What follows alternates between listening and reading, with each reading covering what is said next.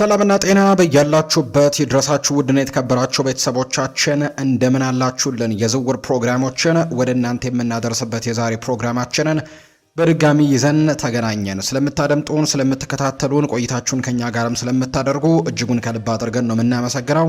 ዛሬ በርከት ያሉ የዝውውር ጉዳዮችን ወደ እናንተ እያደረስን ቆይታን እናደርጋለን። በዛሬው የዕለተ ሐሙስ የምሽቱ ፕሮግራማችን ሰፋ ያሉ የዝውውር ጉዳዮች ናቸው እየተነሱ የሚገኙት። በተለይ ዛሬ እንግዲህ የተፈጸሙ የዝውውር ጉዳዮች አሉ። ከዛ ውጪ የዝውውር መስኮቱ አሁን ወደ መጠናቀቁ በጣም እየተቃረበ መምጣቱን ተከትሎ በርከት ያሉ ዝውውሮች በቅርቡ ይጠናቀቃሉ ተብሎ ይታሰባል። የዝውውር መስኮቱ ሊጠናቀቅ በጣም በጣት የሚቆጠሩ ቀናቶች ብቻ ናቸው አሁን ላይ እየቀሩ የሚገኙት። በዚህ ምክንያትም በርካታ እንቅስቃሴዎች እየተደረጉ ይገኛሉ። በዚህ የዝውውር መስኮት በሙሉ ማለት ይቻላል በዝውውር ገበያው ላይ ስሙ ስንሰማው የነበረው አንድ ተጫዋች ወደ ሊቨርፑል ለመቀላቀል መስማማቱ ይፋ ተደርጓል። የብራድሌ ባርኮላ ዝውውር ሊጠናቀቅ ከጫፍ መድረሱንና ሁሉ ነገር በሊቨርፑልና በፓሪስ ሰን ዠርሜን መካከል ስምምነት ላይ መደረሱን የሚያሳዩ መረጃዎችን ነው እየተመለከትን የምንገኘው። ዛሬ ፋብሪዚዮ ሮማኖም ሂር ዊ ጎ የሚለውን እንግዲህ ይፋ እንዳደረገ ጭምር ተረጋግጧል። ስለዚህ ብራድሊ ባርኮላ በቀጣይ የሊቨርፑል ተጫዋች መሆኑ ተረጋግጧል። አንዳንድ ጥቂት የሚባሉ ስራዎች ብቻ ናቸው በሊቨርፑል በኩል እንደሚቀሩ እየተገለጸ የሚገኘው። እሱን ጉዳይ ሰፋ አድርገን በዛሬ ፕሮግራማችን ወደ እናንተ የምናደርሰው ነው የሚሆነው። ሊቨርፑል ግን በዚህ የክረምት የተጫዋቾች የዝውውር መስኮት ለማስፈረም የሚፈልገው የክንፍ መስመር ተጫዋች እሱ ብቻ አይደለም፣ ሌላ አንድ ተጫዋችንም ለመጨመር ትልቅ እቅድ እንዳላቸው ይታወቃል። ከዚህ በፊት እነ ኢብራሂማ ኤምባዬ ስሙ ሲነሳ ነበር፣ ያኩባ ሚንቴ በቅርቡ ስሙ ሲነሳ ነበር። አሁን ደግሞ ኢስማኤል አሳርን በተመለከተ መረጃዎች እየወጡ ይገኛሉ። ከሊቨርፑል የክንፍ መስመር ፍላጎቶች ጋር በተያያዘ እነዚህን ጉዳዮች እናነሳለን። ሊቨርፑል ኮዲ ጋክፖን ስለመሸጥ በትክክል እያሰበ ነው ወይ? ካሰበስ ደግሞ ምን አይነት እቅዶችን ይዞ ነው የሚለውንም ጉዳይ በዛሬ ፕሮግራማችን ሰፋ አድርገን ወደ እናንተ ለማድረስ እንሞክራለን። ሌላኛው በሊቨርፑል በኩል ሰሞኑን እየተነሱ የሚገኙት በተለይ ትልልቅ የሚባሉ የመረጃ ምንጮች እያነሷቸው የሚገኙ አንዳንድ ርዕሰ ጉዳዮች ያሉ ከአሌክስ ስኮት ጋር የተያዙ ጉዳዮች ናቸው። በአማካይ ስፍራው ላይ ሊቨርፑል ሰሞኑን ምናልባት በመጨረሻዎቹ የዝውውር ቀናት ላይ እንቅስቃሴ ሊያደርግ እንደሚችልና የቦርንመዙን አሌክስ ስኮትን ሊመለከቱ የሚችሉበት እድሉ እንዳለ የሚጠቁሙ መረጃዎችን ነው እየተመለከተን የምንገኘው። አሌክስ ስኮትን ለማስፈረም እንቅስቃሴዎችን ያደርጋሉ የሚሉ ዘገባዎች እየወጡ ነው። ነገር ግን ይሄ ተጫዋች ከቦርንመዝ የመልቀቅ እድሉ በጣም ጠባብ እንደሆነ ነው ዘገባዎች የሚጠቁሙት። በዛሬ ፕሮግራማችን ላይ እናነሷለን። ይህንን ተጫዋች ለማስፈረም ደግሞ ሊቨርፑል ብቸኛው ክለብ አይደለም። ቸልሲም ይህንን ተጫዋች ደግሞ ደጋግሞ ለማስፈረም ጥረት እንዳደረገ እናስታውሳለን። አሁንም በሁለቱ ክለቦች መካከል ምናልባት ተጫዋች ወደ ገበያ የሚወጣ ከሆነ ፉክክሮች በሚቀጥሉት ቀናት ልንመለከት እንደምንችል ይታመናል። እንግዲህ የሊቨርፑል አሰልጣኝ የሆኑት አንዶኒ ኢራኦላ አምና የቦርንመዝ አሰልጣኝ እንደነበሩ እናስታውሳለን እና አሌክስ ስኮትን በደንብ ጠንቅቀው ነው የሚያውቁት።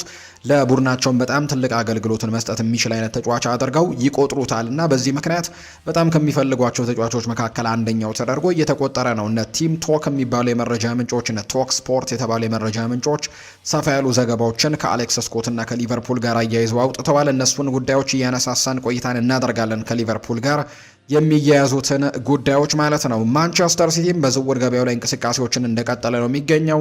የቼልሲንም የዝውውር ጉዳዮችንም እንመለከታለን። ምክንያቱም የቼልሲው የአጥቂ መስመር ተጫዋች የሆነው ሊያም ዴላፕ እንግዲህ ክለቡን መልቀቁ ዛሬ በይፋ የተረጋገጠ ሆኗል። እሱንም ጉዳይ ለማንሳት እንሞክራለን። እንደተለመደው የማንቸስተር ዩናይትድ ጉዳዮችንም ማንሳታችንን እንቀጥላለን። ማንቸስተር ዩናይትድ በዚህ የዝውውር መስኮት ምናልባት ለደጋፊው በጣም አርኪ የሚባል ዝውውርን አድርጓል ብሎ ማንሳት አይቻልም። እንግዲህ እናንተ የማንቸስተር ዩናይትድ ደጋፊዎች ያላችሁን ሀሳብ ልታጋሩን ትችላላችሁ በዘንድሮ የማንቸስተር ዩናይትድ የዝውውር እንቅስቃሴ ጉዳይ ላይ እና እስካሁን በተለይ በክረምቱ የተጫዋቾች የዝውውር መስኮት በጣም በትልቁ ያቀዱት የነበረውን የአማካይ ስፍራ ላይ ማደስ ችለዋል። በተለይ ደግሞ የካርሎስ ባሌባና የአንድሬ ሳንቶስ ዝውውር ለረጅም ጊዜ መሆን የሚችሉ አይነት ተጫዋቾች ተደርገው ነው የሚቆጠሩት። ምክንያቱም እድሜያቸውም ገና በጣም ትንሽ የሚባል ነው። ከዛ ውጭ ማድረግ የሚችሉ ተጫዋቾች ናቸው። ዩሪ ቴሌማንስ በአንጻሩ ደግሞ ቶሎ ለቡድኑ ግልጋሎቶችን መስጠት የሚችል በፕሪሚየር ሊጉ በጣም ልምድ ያለው ተጫዋች፣ በሌስተር ሲቲም በአስተን ቪላም ድንቅ ነገሮችን ማድረግ የሚችል ተጫዋች መሆኑን በደንብ ያሳየ ነውና እሱ ጥሩ ግልጋሎቶችንም ሊሰጡ እንደሚችሉ እነዚህ የአማካይ ስፍራ ተጫዋቾች ይታመናል። የበርካቶቹ ሀሳብ ማንቸስተር ዩናይትድ በአማካይ ስፍራው ላይ ለረጅም ጊዜ የሚያገለግሉ አይነት ተጫዋቾችን አምጥቷል የሚል አይነት ሀሳቦች አሏቸው። ነገር ግን ያልተደፈኑ ቀዳዳዎች፣ ያልተደረጉ ዝውውሮች አሁንም በማንቸስተር ዩናይትድ ዘንድ እየተነሱ ነው የሚገኙት። አሁንም ማንቸስተር ዩናይትድ በዝውውር ገበያው ላይ ያው ትልቅ እንቅስቃሴዎችን ያደርጋል ተብሎ አይጠበቅም በሚቀጥሉት የዝውውር ቀናቶች ላይ። አንደኛ ነገር በጣም ጥቂት የሚባሉ ቀናቶች ናቸው የቀሩት። በእነዚህ ቀናቶች ላይ ምናልባት የግራ ፉልባክ ለማስፈረም ጥረቶችን ያደርግ ይሆናል። ነገር ግን የሚፈለገውን አይነት እርካታ ግን ለማንቸስተር ዩናይትድ ደጋፊዎች በዚህ በዚህ የዝውውር መስኮት ሰጥቷል ተብሎ አይታመንም።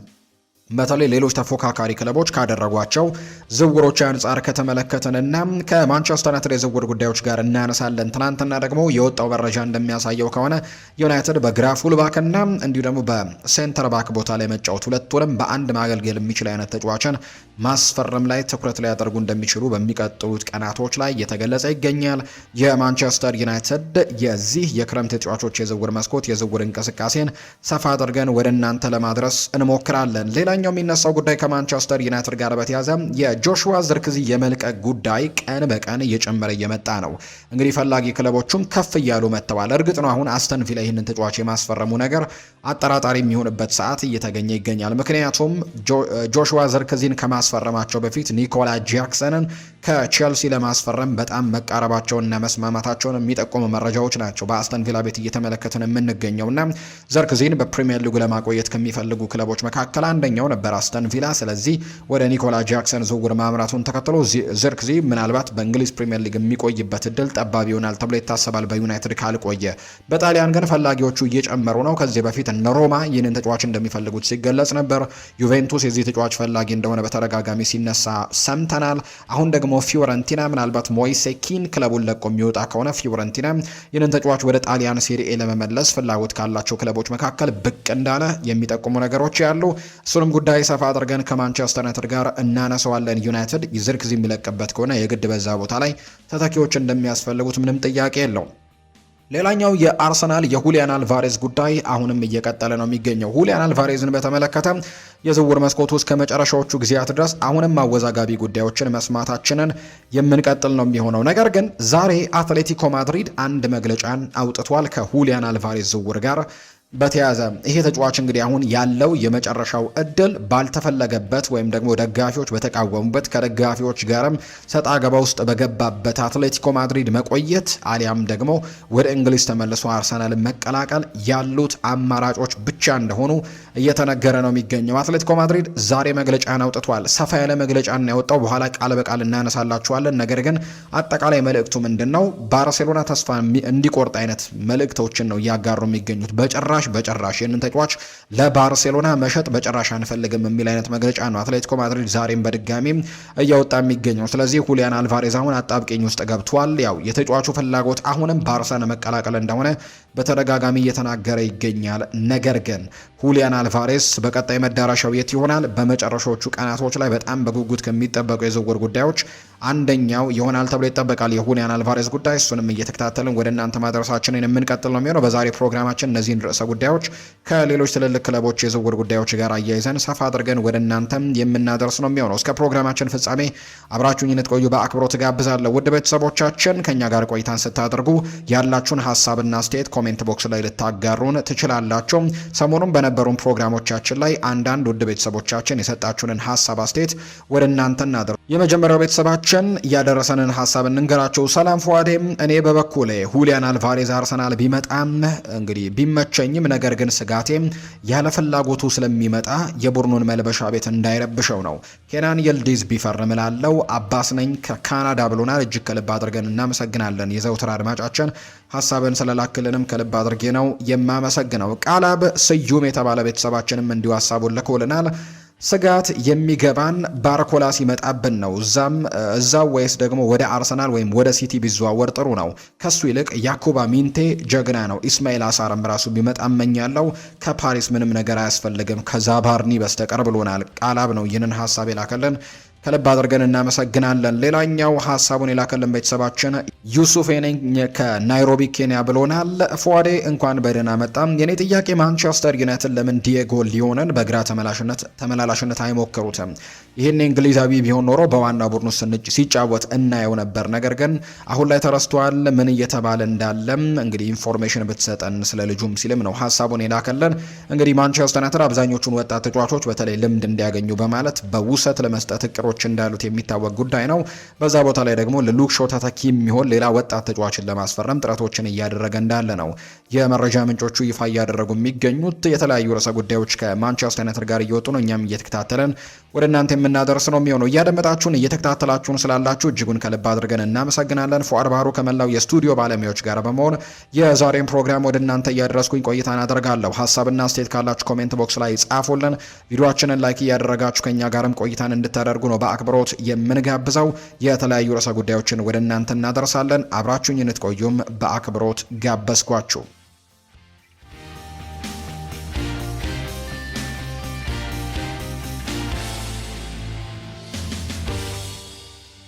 ወደ ቀዳሚው ርዕሰ ጉዳያችን እናምራ። ወደ ቤተሰቦቻችን የሊቨርፑልን ጉዳይ እናስቀድም። በተለይ ሊቨርፑሎች እንግዲህ ዛሬ አንድ ዝውውር ማጠናቀቃቸውን በጣም መቃረባቸው ይፋ ተደርጓል። የብራድሊ ባርኮላ ጉዳይ በመጨረሻም እልህ አስጨራሽ ከነበሩ ትግሎች በኋላ አሁን የግላቸው ለማድረግ በጣም ከጫፍ የደረሱበት እነ ፋብሪሲዮ ሮማኖ ጭምር ሂርዊጎ በሚለውም ያረጋገጠበት እንደሆነ ጭምር ተመልክተናል። አሁን ላይ ሊቨርፑል የመጀመሪያውን የክንፍ መስመር ተጫዋች ያው ቪክተር ሙኞዝን ቀደም ብሎ አስፈርመዋል። ነገር ግን በትልቅ ደረጃ በተለይ ለመተካት ካሰቧቸው በቋሚነት የሚጫወታሉ ተብሎ ከሚጠበቁ አውሮፓ ላይም በጣም ትልቅ ስም አላቸው ተብለው ከሚነሱ የክንፍ መስመር ተጫዋቾች መካከል አንደኛውን ብራድሊ ባርኮላን ለማስፈረም መስማማታቸው ግን ለሊቨርፑል በተለይ የማጥቃት መስመር እጅግ በጣም ትልቅ ጥንካሬን ይጨምርለታል ተብሎ ይታሰባል። ሊቨርፑሎች ዘግየት ብለው ነው በዚህ የክረምት የተጫዋቾች የዝውውር መስኮት በተለይ እንደዘገዩ በርካቶች ያነሳሉ። ምክንያቱም ቡድኑ ባለፈው የውድድር ዓመት በጣም አስቸጋሪ የሚባል ጊዜን ማሳለፉን እናስታውሳለን። የአውሮፓ ቻምፒየንስ ሊግ ተሳትፎን ለማግኘት እንኳን በጣም ከባድ ፉክክሮችን ማድረግ ነበረበት። የመጨረሻውን ሳምንት ጨዋታ ጭምር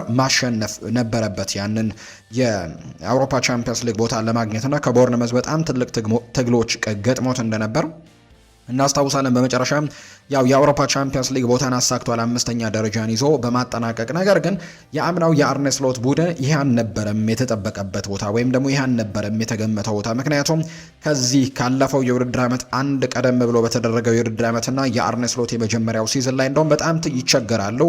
የየርገን ክሎፕን መልቀቅ ተከትሎ ቡድኑ በጣም የሚቸገርበት ጊዜ ነው ተብሎ ተገምቶ ነበር። ነገር ግን በመጀመሪያው የውድድር ዓመቱ ያን ያክል ትልቅ ዝውውሮችን እንኳን ሳያደርጉ ፌዴሪኮ ኪየዛን ቡድኑ ላይ ጨምረዋል። እንዲሁ ደግሞ ጆርጅ መማርዳሽቪልን ጨምረው ነበር። ነገር ግን እሱ እዛው በውሰት በቫሌንሲያ እንዲጫወት ተደርጎ ነበርና ብዙ እንኳን ተጫዋቾችን ባልጨመሩበት ሲዝን ግን የፕሪሚየር ሊጉ ሻምፒዮን እንደነበሩ እናስታውሳለን። እና ከዛ በኋላ በመጣው የክረምት ተጫዋቾች የዝውውር መስኮት ግን ሊቨርፑል በጣም ድንቅ የሚባሉ ፊርማዎችን ነበር ልክ በአምናው የክረምት ተጫዋቾች የዝውውር መስኮት ላይ ያደረጉትና በዛ ምክንያት የሁለት ጊዜ የእንግሊዝ ፕሪሚየር ሊግንም ከዛ ውጭ ደግሞ የክለቡንም ጭምር ሪከርዶችን የሰበሩ ዝውውሮችን አድርገዋል። እነ ጀረሚ ፍሪምፖንግን ማምጣት ችለዋል። እነ ሚሎስ ኪርኬዝን በተከላካይ መስመሩ ላይ በክንፍ የተከላካይ መስመር ላይ በቀኝና በግራም የጨመሯቸው ተጫዋቾች ናቸው።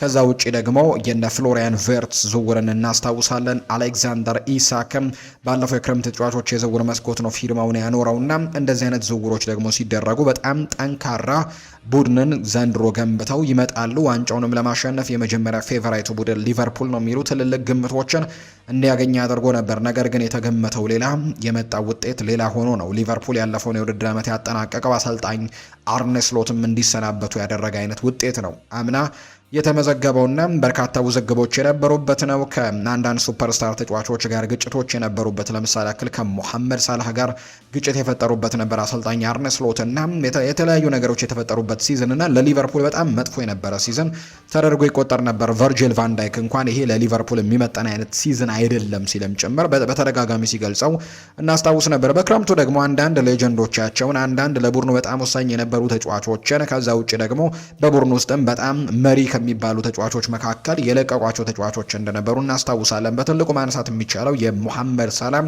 ክለቡን መልቀቅ ነው። የዚህ ቡድን የጎል ምንጭ እንደሆነ ምንም ጥያቄ የለውም። ባለፉት 10 ዓመታት ወይም 10-9 አካባቢ ዓመታት በጣም ድንቅ የሚባሉ ሲዝኖችን አሳልፈዋል። የሊቨርፑል ሌጀንድ እስከ መሆንም ጭምር እንግዲህ ደርሶ ነው ከዚህ ክለብ ጋር የተለያየው። በየአመቱ በከፍተኛ ግብ አስቆጣሪነቱ የሚፎካከር የሊቨርፑል ተከታታይ ደግሞ ከፍተኛ ግብ አስቆጣሪ የሊቨርፑል የምንጊዜም ከፍተኛ ግብ አስቆጣሪ ቻርት ውስጥ በትልቅ ደረጃ ላይ ስሙን ያስቀመጠ የሊቨርፑል ሌጀንድ ሆኖ ክለቡን የለቀቀ ተጫዋች እንደሆነ ይታወቃል እና እሱን ለመተካት ነው በዚህ የክረምት ተጫዋቾች የዝውውር መስኮት ትልቅ እንቅስቃሴዎችን ሲያደርጉ እንደነበር የምናስታውሰው፣ ነገር ግን እሱን መተካት ያው ቀላል ነገር ይሆናል ተብሎ አይጠበቅም። ያን ያክል ጎሎችን የሚያስቆጥር ጎሎችን ብቻ አይደለም ያን ያክል አሲስቶችን እንኳን ማበርከት የሚችልን ተጫዋች በቀላሉ መተካት በጣም ከባድ ሊሆንባቸው እንደሚችል ይታመናል። ነገር ግን በዛ ቦታ ላይ ግን የግድ ጥሩ ተጫዋቾችን ማስፈረም እንዳለባቸው ግን ከማንም የተሰወረ አልነበረም። እንግዲህ የክንፍ መስመር ተጫዋቾችን በዚህ የክረምት ተጫዋቾች የዝውውር መስኮት ሊቨርፑል ለማስፈረም ዋነኛ እቅዱ እንደነበር በተደጋጋሚ ሲገለጽ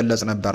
አሁን ላይ ያንን ነገር ለማድረግ ጥረቶችን እያደረጉ ይገኛሉ። ቀደም ብዬ እንደገለጽኩት ቪክተር ሙኞዝን አስፈርመዋል። ነገር ግን በቋሚነት እንኳን ይሰለፋል ተብሎ የሚጠበቅ አይነት ተጫዋች አይደለም። ከሱ የተሻሉ ተጫዋቾችን ማስፈረም እንዳለባቸው ደጋፊዎች እንግዲህ ሀሳቦቻቸውን ሲሰጡ ነበር። ያው ቪክተር ሙኞዝ በገባባቸው ጨዋታዎች ላይ ግን በጣም ጥሩ የሚባሉ እንቅስቃሴዎችን እያደረገ እንዳለም እየተመለከተን ቢሆንም አሁን ላይ ብራድሊ ባርኮላን ጨምሮ ሌሎች በርከት ያሉ ስሞችን ስንሰማ ነበር። በተለይ ግን የብራድሊ ባርኮላ ስም ለረጅም ጊዜያቶች ከሊቨርፑል ጋር የተያዘ ጉዳይ ነበር። አርሰናል መጀመሪያ ሰሞኖች አካባቢ ላይ ይህንን ተጫዋች ለማስፈረም በጣም ትልቅ ጥረቶችን ሲያደርግ የነበረበት ተጫዋች ነበር። በተለይ አርሰናል የመጀመሪያ ምርጫዎቹ በክንፍ መስመር ላይ እሱም ተጫዋች እንደሚፈልግ ይታወቃል። ክሪስቶስ ዞሊስን አስፈርሟል። ነገር ግን አሁንም ቢሆን በግራው የማጥቃት ክፍል ላይ ተጫዋቾችን መጨመር የሚፈልግ አይነት ቡድን እንደሆነ ምንም ጥያቄ የለውም እና የመጀመሪያዎቹ ሁለት ምርጫዎችን ካነሳን ሞርጋን ሮጀርስን እና ከዛ ውጭ ደግሞ ይህኛው ተጫዋች ብራድሊ ባርኮላን ነበር የማስፈረም ፍላጎት የነበራቸው። ሞርጋን ሮጀርስ ወደ ቸልሲ ከተዘዋወረ በኋላ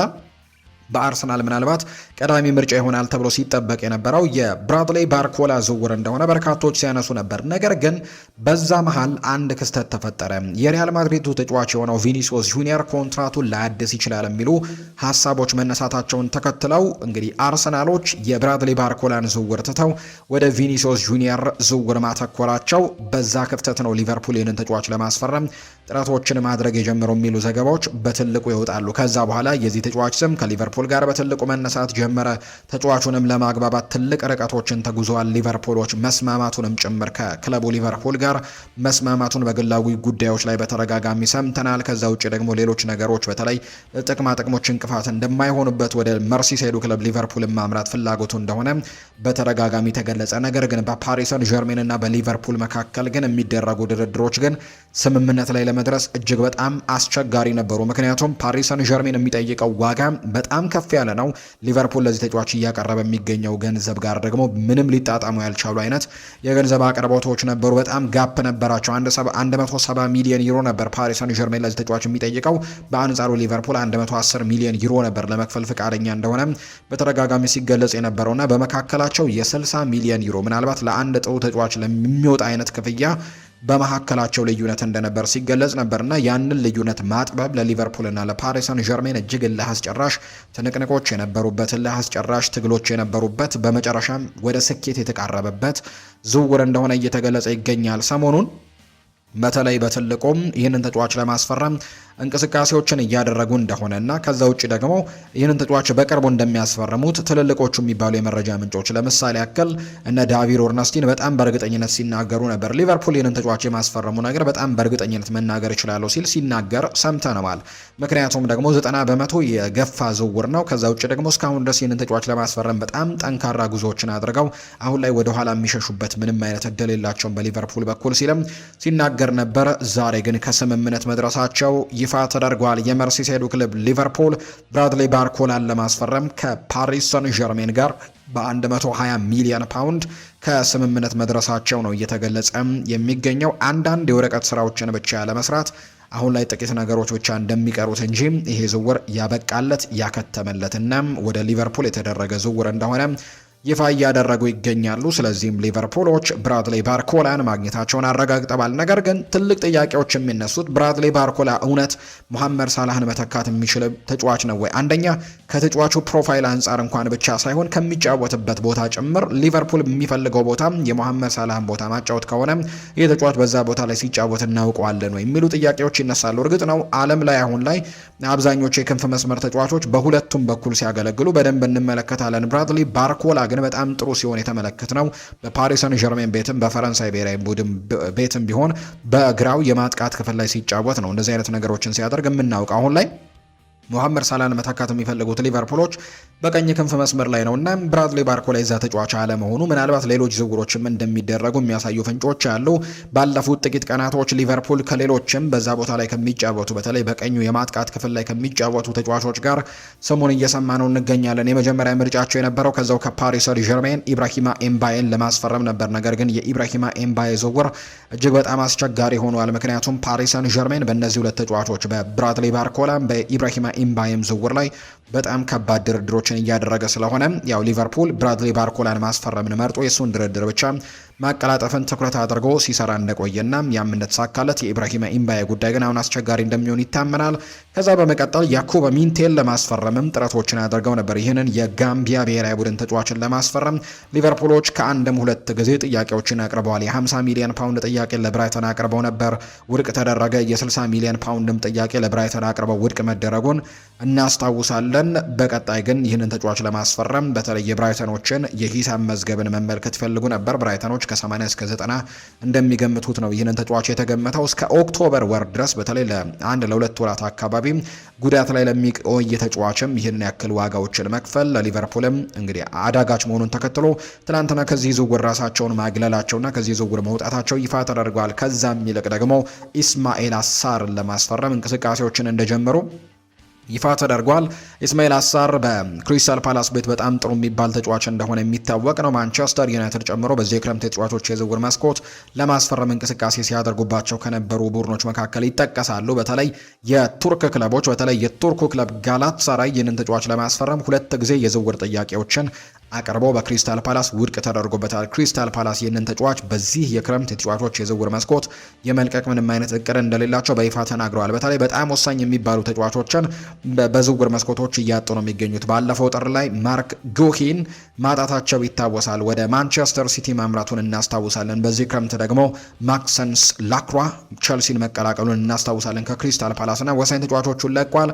አሁንም ሌሎች ኮከብ ተጫዋቾቻቸው ከሌሎች ክለቦች ጋር እየተነሱባቸው ነው። ለምሳሌ ያክል የአደም ዋርተንን ጉዳይ ሰምተናል። አደም ዋርተንንም ለማቆየት ጥረት እያደረጉ ቢገኙም ነገር ግን ትልልቅ ክለቦች እየፈለጉባቸው ነው። ከዛ ውጪም ዣን ፊሊፕ ማቴታም በክለቡ የመቆየቱ ነገር እጅግ በጣም አጠራጣሪ ከሚባሉ ተጫዋቾች መካከል አንደኛው ነውና በእነዚህ ምክንያቶች አሁን ላይ ይህንን ተጫዋች የመልቀቅ ፍላጎት የላቸውም ተብሏል። ሊቨርፑል ግን የመጀመሪያ ዙር ጥያቄውን 50 ሚሊዮን ፓውንድን ለኢስማኤል አሳር ማቅረባቸው ነው ይፋ እየተደረገ የሚገኘው። ይህንን ተጫዋች ደግሞ ለማስፈረም ምን ያክል ይንቀሳቀሳሉ፣ ምን ያክል ደግሞ ስኬታማ ይሆናሉ የሚለው ጉዳይ በርካቶች በጉጉት የሚጠብቁት እንደሆነ ነው የመረጃ ምንጮቹ እየጠቆሙ የሚገኙት።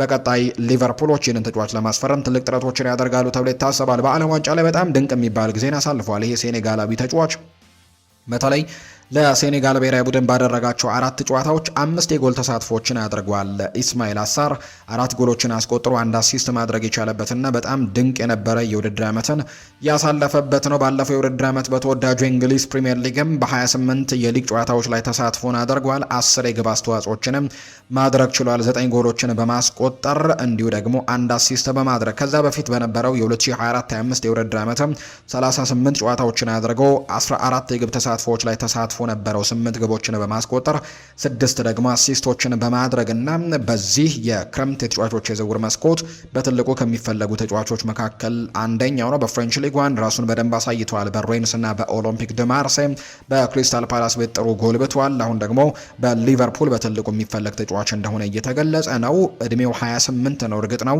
ለረጅም ጊዜያቶች በጣም በትልቁ የሚፈለግ አይነት ተጫዋች እንኳን ባይሆን፣ ነገር ግን ለፈጣን መፍትሄዎች ግን ሊሆን የሚችል አይነት ተጫዋች ተደርጎ ይቆጠራል። እሱን ለማስፈረም ጥረቶችን እያደረጉ ይገኛሉ ሊቨርፑሎች።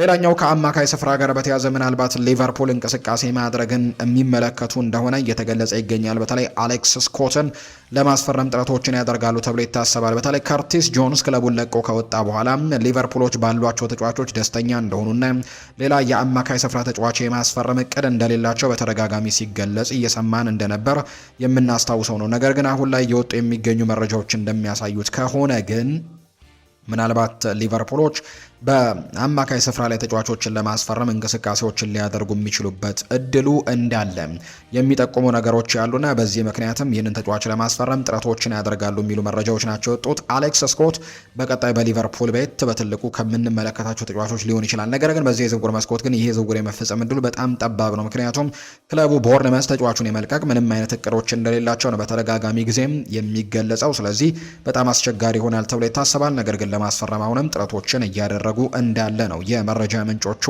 ይፋ እያደረጉ የሚገኙት።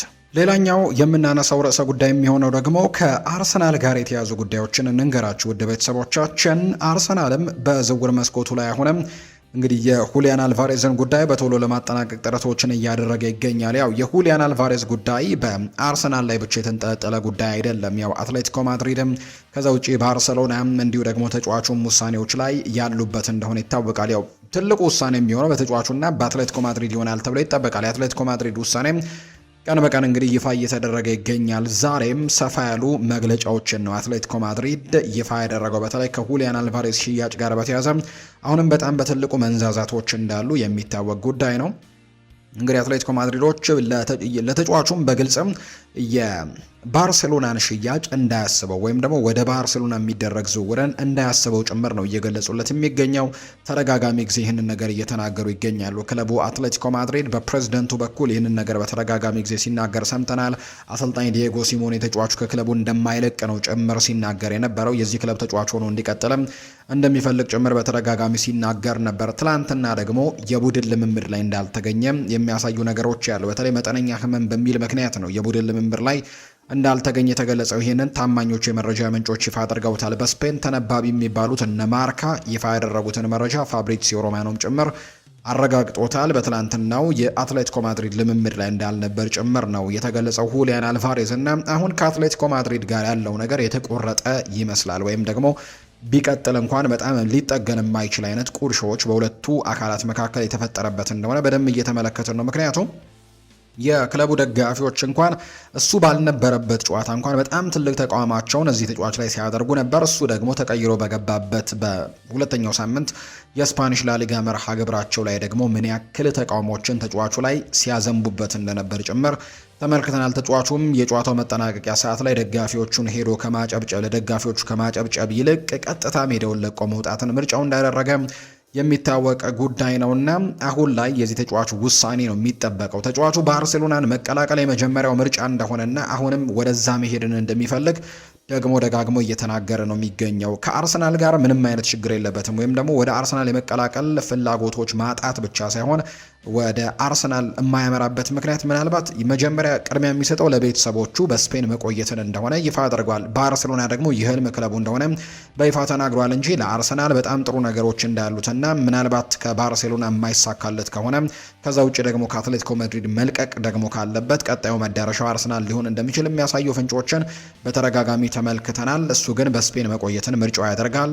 የህልሙ ደግሞ መዳረሻው ደግሞ ባርሴሎና እንደሆነ በተደጋጋሚ ጊዜ ተገልጿል። አትሌቲኮ ማድሪዶች ዛሬ መግለጫን አውጥተዋል። አትሌቲኮ ማድሪድ በዝውውር ገበያ ውስጥ ለሚደረጉ ድርድሮች በሁሊያን አልቫሬዝ ጉዳይ ላይ ክፍት ነን ሲሉ ነው መግለጫቸውን ይፋ ያደረጉት። ማንኛውም ቡድን ይህንን ተጫዋች ለማስፈረም ወደ ገበያው ቢመጣ ለድርድር ክፍት ነን፣ ነገር ግን ከባርሴሎና ውጪ ሲሉ ነው ሀሳባቸውን የተናገሩት። ነገር ግን ድርድሮች ሁልጊዜም ስነ ምግባርን፣ ሙያዊነትንና በክለቦች መካከል ያለውን መከባበር የጠበቁ መሆን አለባቸው ሲልም ጭምር ነው የተናገረው። አትሌቲኮ ማድሪድ ቃል በቃል በመግለጫው ላይ ባርሴሎና እነዚህን መስፈርቶች አላሟላም ነው ያሉት አትሌቲኮ ማድሪዶች በመግለጫቸው ላይ ሲያወጡ። በዚህ ምክንያት በሁሊያን አልቫሬዝ ዝውውር ዙሪያ ከባርሴሎና ጋር ምንም አይነት ድርድር ማድረግ አንፈልግም፣ ወደፊትም አናደርግም የሚል መግለጫን አትሌቲኮ ማድሪድ በሁሊያን አልቫሬዝ ጉዳይ ላይ እንቅጩን ወይም ደግሞ ቁርጥ ያለውን ምላሻቸውን ይፋ አድርገዋል።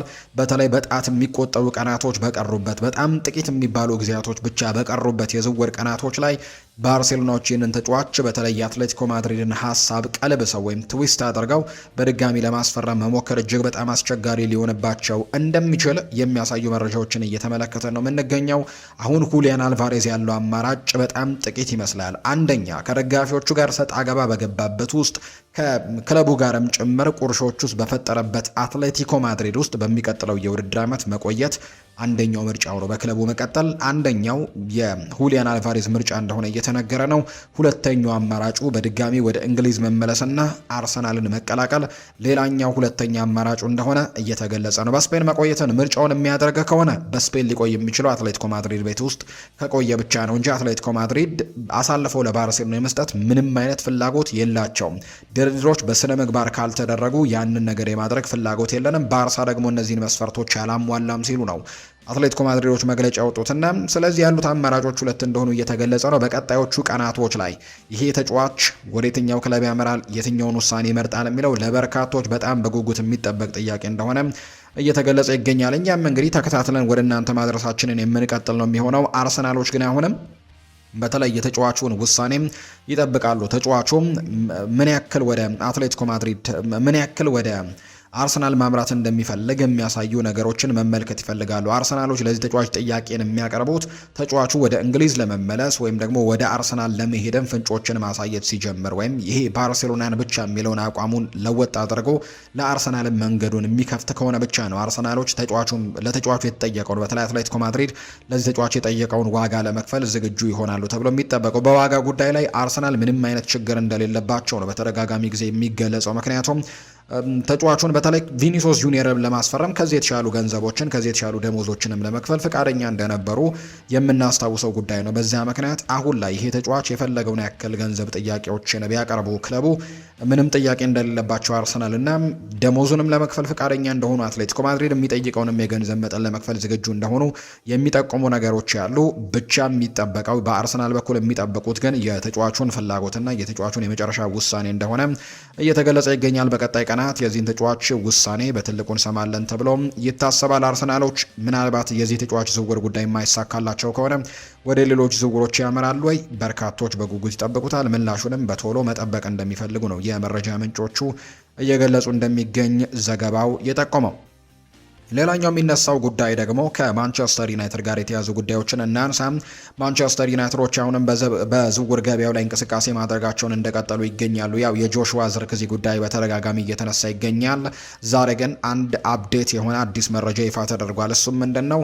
ይህንን ተጫዋች ለማስፈረም በጣም በርከት ያሉ ክለቦች ፍላጎት እንደነበራቸው ሲገለጽ ነበር። በተለይ ከወደ ጣሊያን ይህንን ተጫዋች ለማስፈረም ፍላጎት ከነበራቸው ክለቦች መካከል አንደኛው የሆነው ወይም ደግሞ ሲገለጽ የነበረው በትልቁ ዩቬንቱስ እንደነበር እናስታውሳለን። ዩቬንቱስ ግን አሁን ላይ ተጫዋቹን ለማስፈረም እንቅስቃሴዎችን እያደረገ እንዳለ ቢታወቅም ነገር ግን ሌላ ተቀናቃኝ መጥቶበታል። በእንግሊዝ አስተን ቪላ ይህንን ተጫዋች ለማስፈረም ፍላጎቶች ነበሩት። በተለይ አሰልጣኝ ኡናይ ኤሚሪ የኦሌ ዋትኪንስ ዝውውር ጥርጣሬው ስለከተታቸው ወይም ደግሞ ወደ ሳዑዲ ፕሮ ሊግ ክለብ አል ሂላል ሊያመራ እንደሚችል በተደጋጋሚ መነገሩን ተከትሎ የኦሌ ዋትኪንስ ከክለቡ መልቀቅ በአጥቂ መስመር ላይ በጣም መሳሳትን ይፈጥርባቸዋል ተብሎ ታስቧል። ምክንያቱም በመጀመሪያው ሳምንት የፕሪሚየር ሊግ ጨዋታን ከብራይተን ጋር ባደረጉት መርሃ ግብር ላይ ያንን ነው በደንብ የተመለከትነው። በዛ ጨዋታ ላይ በጣም ሲቸገሩ ተመልክተናቸዋል ይህንን ቡድንና በዛ ምክንያት አሁንም ቢሆን ከዚህ ክለብ ጋር የሚለያይ ከሆነ ኦሌ ዋትኪንስ አጥቂ ማምጣት እንዳለባቸው ይሰማቸዋል እና በአማራጭ ውስጥ ከያዟቸው ተጫዋቾች መካከል ነበር ዝርክዚ። ነገር ግን የመጀመሪያ ምርጫቸው አልነበረም። የመጀመሪያ ምርጫቸው የነበረው ኒኮላ ጃክሰን ነበር ከቸልሲም። እሱን ለማስፈረም በጣም ጠንክረው እየሰሩ ነው። በጣምም እንደቀረቡ ጭምር ይፋ ተደርጓል። በዚህ ምክንያትም ጆሹዋ ዝርክዚን ማስፈረም ላይ አሁን ላይ ቀዝቀዝ ሊሉ እንደሚችሉ እየተገለጸ ይገኛል። በቀጣይ ይህንን ተጫዋች ለማስፈረም ሳይሆን ኒኮላ ጃክሰንን ዝውውር ማጠናቀቅ ላይ ነው ትልቅ ትኩረት ያደረጉት። ስለዚህ ጆሹዋ ዝርክዚ ሌሎች አማራጮችን መፈለግ ይኖርበታል ተብሎ ይታሰባል። በማንቸስተር ዩናይትድ ቤት የማይቆይ ከሆነ እንግዲህ በዚህ ምክንያት የጣሊያን ክለቦች ጥያቄዎችን እያቀረቡ ይገኙ ነበር። ዛሬ የወጣው መረጃ እንደሚያሳየው ፊዮረንቲና ሞይሴ ኪንን ሊሸጡት ስለሚያስቡ ይህንን ተጫዋች ለማስፈረም እንቅስቃሴዎችን እያደረገ እንዳለ እየተገለጸ ይገኛል። ፊዮረንቲናዎች ለዚህ ተጫዋችም ጥያቄ እንዳቀረቡ ነው ይፋ የተደረገው። የጣሊያኑ ክለብ ፊዮረንቲና ጆሹዋ ዝርክዚን ለማስፈረም ነው ለማንቸስተር ዩናይትድ ይፋዊ ጥያቄዎችን ያቀረቡት። ፊዮረንቲናዎች እንግዲህ ተጫዋቹን ለማስፈረም የሚያደርጉት ንግግርም በጣም ጥሩ ደረጃ ላይ እንዳለ ነው እየተገለጸ የሚገኘው። ያው የውሰት ጥያቄ ነው መጀመሪያ ያቀረቡት። የ5 ሚሊዮን ዩሮ ክፍያ የውሰት ውልን እንደሚጠይቁ ነው እየተገለጸ የሚገኘው። ከዛ ምናልባት የቋሚነት የመግዛት አማራጮችን ወይም ደግሞ ኦብሊጌሽን ቱ ባይ የሚለውን መስፈርትንም ሊያካትቱበት እንደሚችሉ ጭምር እየተገለጸ ይገኛልና በዚህ ምክንያትም አሁን ላይ ትልቅ እንቅስቃሴዎችን ያደርጋሉ ተብሎ ይጠበቃል። ፊዮረንቲናዎች ዩቬንቱስን ከወደ ጣሊያን ይህንን ተጫዋች ለማስፈረም ፍላጎት ያለው ሌላኛው ክለብ ነው። ስለዚህ ማንቸስተር ዩናይትድ ጆሹዋ ዝርክዚን የሚለቅ ከሆነ በአጥቂ መስመሩ ላይ ቤንጃሚን ሼስኮ ብቻውን እንዳይሆን ወይም ደግሞ ሌላ ተጫዋችን ለማምጣት ጥረቶችን ያደርጋሉ። እርግጥ ነው እነ ማቴዎስ ኩኛ እነ ማርከስ ራሽፎርድ በዛ ቦታ ላይ እነ ብሪያን ኤምቤሞ በተደራቢነት ወይም ደግሞ እንደ አማራጭነት መጠቀም የሚቻሉ ያው ቲፒካል ነምበር 9 እንኳን ባይሆኑ በዛ ቦታ ላይ መጠቀም የሚቻሉ ተጫዋቾች ተደርገው ይቆጠራሉ። ነገር ግን ዩናይትድ በአጥቂ መስመር ላይ ተጫዋች ለማምጣት እንቅስቃሴ ማድረጉ አይቀሬ ነው ተብሎ ነው የሚታሰበው። ከዛ ውጪ የግራ ፉልባኮ ጉዳይ አሁንም አጠራጣሪና አጠያያቂ ሆኖ እንደቀጠለ ነው የሚገኘው። ማንቸስተር ዩናይትድ በዛ ቦታ ላይ ተጫዋቾችን ለማስፈረም እንቅስቃሴዎችን እያደረገ እንዳለ ይታወቃል።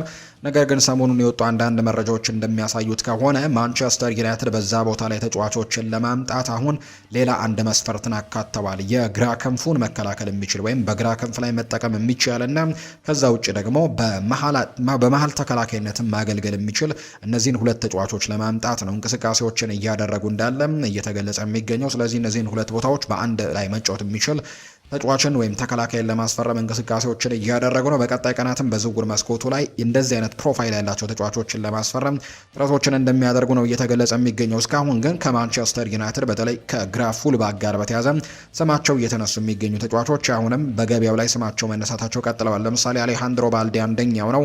በባርሴሎና መቆየት እንደሚፈልግ ለባርሴሎና ባለስልጣኖች ጭምር በይፋ ተናግረዋል። ከዛ ውጪም የዣኦ ካንሴሎ ተጠባባቂ እንደሚሆንም በባርሴሎናዎች በይፋ እንደተነገረውና በዛ ቦታ ላይ ፉክክር ማድረግ እንደሚፈልግ በባርሴሎና መቆየት እንደሚፈልግ ይፋ ተደርጓል። ባርሴሎና በአንጻሩ ጥሩ ገንዘቦች የሚቀርብለት ከሆነ ተጫዋቹን ለመሸጥ ዝግጁ ሊሆኑ ይችላሉ። ነገር ግን ጥሩ ገንዘቦች የማይቀርብለት ከሆነ ግን የተጫዋቹን ፍላጎት አክብረው በክለብ ውስጥ ተፎካካሪ እንዲሆንም እድሉ ሊሰጡት እንደሚችሉ የሚያሳዩ ነገሮች ያሉ። ስለዚህ ማንቸስተር ዩናይትድ ይህንን ተጫዋች ለማስፈረም የግድ ጥሩ የሚባሉ ገንዘቦችን ማቅረብ ይኖርበታል ተብሎ ይታሰባል። ሉዊስ ሆልን የማግኘት እድላቸውም ያከተመ ጉዳይ ነው የሚመስለው። ማንቸስተር ዩናይትድም ወደዚህ ተጫዋች የዝውውር ጉዳይ በዚህ ክረምት የመመለሱ ነገር አጠራጣሪ ይመስላል። አንደኛ ኒውካስል ዩናይትድ በጣም ትልቅ የሚባል ገንዘብን ነው ከዚህ ተጫዋች እየጠየቀ የሚገኘው። ከዛ ውጭ መሸጥም ምንም አይነት እንቅስቃሴዎችን ወይም ፍላጎቶችንም እያሳየ እንዳልሆነ የሚታወቅ ጉዳይ ነውና በዚህ ምክንያት አጠራጣሪ ያደርገዋል ተብሎ ይታሰባል የዚህን ተጫዋች የዝውውር ጉዳይ። ከዛ በመቀጠል ሌላኛው ማይልስ ሉዊስ ስኬሊም ከማንቸስተር ዩናይትድ ጋር ስሙ ሲነሳ ሰምተናል። ማይልስ ሉዊስ ስኬሊም ለማስፈረም ጥረቶችን ያደርገዋል ማንቸስተር ዩናይትዶች። ነገር ግን የሱም ጉዳይ በአርሰናል ቤት እንደሚቆይ አሰልጣኝ ሚኬል አርቴታም በይፋ አረጋግጠዋል። እርግጥ ነው የብሩኖ ጊማሬሽ መምጣት በዛ ቦታ ላይ የተሰላፊነት ሚናውን ሊገድብበት ቢችልም ወይም ሊያቀዘቅዝበት ቢችልም የሚያገኘው የደቂቃ ብዛትም ሊያጥርበት እንደሚችል ቢታመንም ነገር ግን ማይልስ ሉዊስ ስኬሊ አሁንም በአርሰናል ቤት ወሳኝ ከሚባሉ ተጫዋቾች መካከል አንደኛው ተደርጎ ይቆጠራልና በዛ ቦታ ላይ አሁንም እንግዲህ መቆየቱ ወይም በአርሰናል ቤት መቆየቱ እርግጥ እየሆነ የመጣ ይመስላል። ሌሎችም ተጫዋቾች ስማቸውን ሰምተናል። ለምሳሌ ያክል በክለብ ብሩዥ የሚጫወተው ጆአኪን ሳይስ የሚባል ታዳጊ ተጫዋችም እንግዲህ በጣም ጥሩ ተጫዋች እንደሆነ በቤልጅየም ሊግ በደንብ አሳይቷል። ወደፊትም በጣም ብሩህ ተስፋ ያለው እድሜ በጣም ትንሽ የሆነ በደንብ ማገልገል የሚችል ተጫዋችንም ለማስፈረም እንቅስቃሴዎችን ሲያደርጉ እየተመለከትን እንገኛለን። ሌላኛው በሬሲንግ ሳንታንደር የምናውቀው ደግሞ ሌላኛው ተጫዋች የሆነው የሆርግ ሳሊናስንም ዝውውርም እንዲሁ ስንሰማ ነበር። 19 ዓመቱ ነው። እሱም በጣም ጥሩ ተጫዋች እንደሆነ ይታወቃል። ማንቸስተር ዩናይትድ በጣም ረከስ ያለ ዝውውርን የሚፈልግ ከሆነ የኛው ተጫዋች አማራጭ እንደሚሆን ይታመናል። ምክንያቱም 16 ሚሊዮን ዩሮ ውል ለማፍረስ በቂ እንደሆነ እየተገለጸ ይገኛል እና መደራደር እንኳን ሳይጠበቅ 16 ሚሊዮን ዩሮ በቂ ገንዘብ እንደሆነ እየተገለጸ ነው። እሱን ለማስፈረም ይህንን ያክል ገንዘብ ብቻ ነው ማውጣት የሚጠበቅባቸው። ስለዚህም ጥሩ ዝውውር ተደርጎ ይቆጠራል። ለረጅም ጊዜ ኢንቨስትመንት ተደርጎ ነው የሚቆጠረው። ስለዚህ ይህንን ተጫዋች ለማስፈረምም በቀጣይ ቀናት ሊመለከት ይችላል። የአረብ ለብዚሹ ዳቪድ ራውምም ከማንቸስተር ዩናይትድ ጋር በተደጋጋሚ ስሙን ስንሰማ ቆይተናልና እሱንም ሊመለከቱ የሚችሉበት እድሉ እንዳለ ነው የተገለጸውና በቀጣዮቹ ቀናት በትልቁ ይነሳል ተብሎ ነው የሚጠበቀው። ሌላኛው ከማንቸስተር ሲቲ ጋርም ጥቂት የሚነሱ ጉዳዮች አሉ። ማንቸስተር ሲቲ በተለይ በክንፍ መስመሩ ላይ እድሳቶችን ለማድረግ ጥረቶችን እያደረገ ነው። ያው የሮድሪ መውጣትን ተከትሎ በአማካይ ስፍራው ላይ ሰሞኑን እድሳቶችን ሲያደርግ ተመልክተነዋል። ለምሳሌ ያክል የአዩብ ቦአዲን ዝውውር አጠናቀዋል። ከዛ ቀደም ብሎ ደግሞ ኤሊዮት አንደርሰንን ማስፈረማቸውን የምናስታውሰው ጉዳይ ነው። አሁን ደግሞ በክንፍ መስመር ላይ ተጫዋቾችን ማምጣትና ያንን ቦታ ማደስን ትልቁ ኢላማቸው አድርገውታል። እንደ ምክንያትነት የሚነሳው በዛ ቦታ ላይ ተጫዋቾች እየለቀቁ መሆናቸው ነው። አንደኛ ጃክ ግሪሊሽ ከክለቡ ይለቃል ተብሎ ከሚጠበቁ ተጫዋቾች መካከል አንደኛው እንደሆነ በተደጋጋሚ ጊዜ እየተገለጸ ነው። ጃክ ግሪሊሽ እንግዲህ በተለያዩ ክለቦች ይፈለጋል። በማንቸስተር ሲቲ ቤትም ከዚህ በኋላ በቋሚነት የመጫወት እድሉ በጣም ጠባብ ነው። እንደውም የእንግሊዙ ክለብ ሰንደርላንድ ተጫዋቹን ለማስፈረምም ጥረቶችን ጀምረዋል የሚሉ መረጃዎች ሲወጡ ተመልክተናል። ከዛ ውጪ ጀረሚ ዶኩ ጉዳቶች ገጥመውታልና ከጉዳት ሲመለስም ለሱ ተተኪ የሚሆን ተጫዋችን ማስፈረም ምርጫቸው ያደርጋሉ። ሳቪኒሆም ክለቡን ለቆ መውጣቱን እናስታውሳለን። በእነዚህ ምክንያቶች አሁን ላይ ሌሎች ተጫዋቾችን ለማስፈረም ጥረቶችን እያደረጉ ነው። ሰሞኑን በትልቁ ስሙ ሲነሳ የሰማ ነው የሊቨርፑሉ የኮዲ ጋክፖን ዝውውር በተደጋጋሚ ስንሰማ እንደነበር እናስታውሳለን። ኮዲ ጋክፖ ለሊቨርፑል ለቆ የሚወጣበት እድሉ በጣም ሰፊ እንደሆነ ሲገለጽ እንደነበር እናስታውሳለን እና በዚህ ምክንያት ተጫዋቹ የሚለቅ ከሆነ ከፈላጊዎቹ መካከል አንደኛው ማንቸስተር ሲቲ እንደሆነ እየተገለጸ ነው። እርግጥ ነው ቶትንሃም ይህንን ተጫዋች ለማስፈረም በጣም ጠንክሮ እየሰራ የሚገኘው ቡድን እንደሆነ በተደጋጋሚ ጊዜ ይገለጻል። እድሉ እንዳለውም እየተነገረ ነው። በቀጣይ በተለይ ኦማር መርሙሽን ማስፈረማቸውን አረጋግጠዋል። ሳቪኒዮን ከሲቲ አስፈርመዋል። እንደውም ትናንትና 2 ጎሎችንም ጭምር ማስቆጠር ችሏል እና በዚህ ምክንያት በቀጣይነት ደግሞ የኮዲ ጋክፖን ዝውውር ለማጠናቀቅ ነው ትልቅ ስራዎችን እየሰሩ የሚገኙት። እንደውም አሰልጣኝ ሮቤርቶ ዲ ዘርቢ ጭምር በጣም ትልልቅ ገንዘቦችን ለማውጣት ዝግጁ ነን ሲሉ ሀሳባቸውን ሰጥተው እንደነበር እናስታውሳለን እና በዚህ ምክንያት የኮዲ ጋክፖ ዝውውር ላይ ከማንቸስተር ሲቲ ጋር ትልቅ ፉክክር ያደርጋሉ ተብሎ ነው የሚጠበቀው። ከዛ ውጭ ግን ማንቸስተር ሲቲዎችና አርሰናል ትላንትና ከአንድ ተጫዋች ዝውውር ጋር በትልቁ ስማቸው እየተነሳ ነው። በኤቨርተን ቤት ባለፉት የውድድር ዓመታቶች በክንፍ መስመሩ ላይ በጣም ጥሩ ከሚባሉ የፕሪሚየር ሊግ ተጫዋቾች መካከል አንደኛው የሆነው ሊሊማን እንጃይን ለማስፈረም እንቅስቃሴዎችን እንደጀመሩ ማንቸስተር ሲቲዎች እየተነገረ ይገኛል። ሊሊማን እንጃይን ለማስፈረም በተለይ በዚህ ክረምት የሳዑዲ ፕሮ ሊግ ክለብ የነበረው አልሂላል ትልቅ እንቅስቃሴዎችን አድርጎ ነበር። ነገር ግን ተጫዋቹ በዚህ ጊዜ ላይ ወደ ሳዑዲ ፕሮ ሊግ ማምራት ፍላጎት እንደሌለውና በአውሮፓ እግር ኳስ ውስጥ መቆየት በእንግሊዝ ፕሪሚየር ሊግ መቆየት ፍላጎት እንዳለው በተደጋጋሚ ተናግሮ ነበር። በዚህ ምክንያት ነው የሳዑዲ ፕሮ ሊግ ዝውውሩ ተቋርጦ የነበረው። አሁን ላይ ይህ ተጫዋች በተለያዩ ክለቦች እየተፈለገ ነው። አርሰናልም ምናልባት የቪኒሲዮስ ጁኒየር ዝውውር አልተሳካም። ሞርጋን ሮጀርስ ቀደም ብሎ የተደረገው ሙከራ አልተሳካም። ከዛ በመቀጠል ደግሞ አሁን የሁሊያን አልቫሬዝ ጉዳይ የማይሳካ ከሆነና ኬናን የልዲዝንም የማምጣት ነገራቸው አጠራጣሪ ስለሚሆን በዛ ክንፍ መስመር ቦታ ላይ ተጫዋቾችን ለማምጣት ግድ መንቀሳቀስ ካለባቸው ቀጣዩ ኢላማቸው ሊሆን የሚችለው ሊልማን እንጃይ እንደሆነ እየተገለጸ ነው። ሲቲም ቅድም ባልኳቸው ምክንያቶች የጀረሚ ዶኩ ጉዳትና በክንፍ መስመር ላይ ያሉት አማራጮች እያነሱ መምጣትን ተከትሎ ምናልባት ሊልማን እንጃይን ለማስፈረም ጥረቶችን ከሚያደርጉ ክለቦች መካከል አንደኛው ሊሆን እንደሚችል ነው እየተገለጸ የሚገኘው። ወደኔ የተከበራቸው ቤተሰቦቻችን የዝውውር ጉዳዮችን በስፋት ያነሳንበት የዝውውር ፕሮግራሞችን በስፋት የተናገርንበት የዛሬ ፕሮግራማችን ይህንን ይመስል ነበር። ቆይታችሁን ከኛ ጋር ስላደረጋችሁ እኛንም ስታደምጡን ስለነበራችሁ ከልብ አድርገን ነው የምናመሰግናችሁ። የተለያዩ ርዕሰ ጉዳዮችን ወደ እናንተ ስናደርስ ቆይታን አድርገናል። እናንተም ለእኛ ሀሳብና አስተያየቶቻችሁን እየሰጣችሁ ከኛ ጋር ቆይታን ስላደረጋችሁ ቪዲዮአችንን ላይክ እያደረጋችሁ እኛንም ስታበረታቱ ስለቆያችሁ እጅግ ላቅ ያለ ምስጋኔን ለእናንተ ማቅረብ ወዳለው ፉአድ ባህሩ ከመላው የስቱዲዮ ባለሙያዎች ጋር በመሆን ይህንን ፕሮግራም እየመራው ቆይታን አድርጌያለሁ። የተለያዩ ርዕሰ ጉዳዮችን የምናነሳባቸው ቀጣይ ፕሮግራሞቻችን በነገው ጧት ፕሮግራማችንም በስፋት ይዘን የምንመለስ ነው የሚሆነው። የዝውውር ጉዳዮችን፣ ሌሎች ርዕሰ ጉዳዮችንም ይዘን በስፋት በነገው ጧት ፕሮግራማችን እንገናኛለን። እናንተ ግን ቪዲዮአችንን ላይክ፣ ቻናላችንን ሰብስክራይብ እያደረጋችሁ የቻናላችን ቤተሰቦች እንድትሆኑ በአክብሮት ጋብዛችኋለሁ። የዛሬ ፕሮግራማችንን እዚህ ጋር እናበቃለን። መልካም ጊዜ፣ መልካም ምሽት እንዲሆንላችሁ ነው በአክብሮት የምመኘው።